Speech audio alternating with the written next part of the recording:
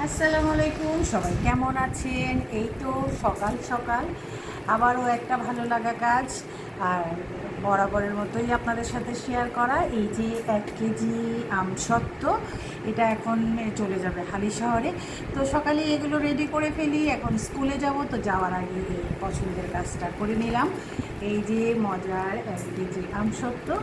তো যাদের যাদের লাগবে অবশ্যই নক দিবেন, কারণ স্টকে অ্যাভেলেবেল আছে। আর আরও তো কাঁচা আম আপনাদের জন্য স্টক করছি, যেন সারা বছর আপনাদেরকে আমি এই ভালোবাসাটা দিয়ে যেতে পারি।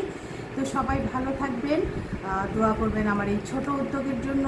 টক ঝাল মিষ্টি আমসত্ত্ব, আর এটা কিন্তু বারবারই বলি, নর্মাল ফ্রিজে রেখে দিতে হবে, কারণ আমি কোনো ধরনের প্রিজারভেটিভ ইউজ করি না।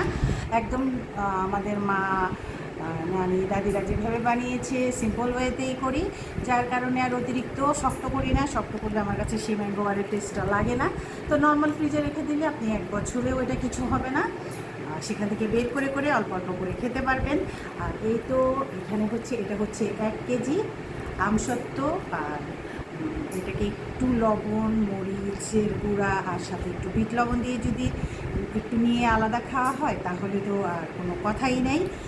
এটা বসে বসে খেতে খেতে আর অন্য কিছু লাগবে না। তো সবাই ভালো থাকবেন, দোয়া করবেন আমার জন্য এবং আমাদের সবার জন্য। আল্লাহ হাফেজ।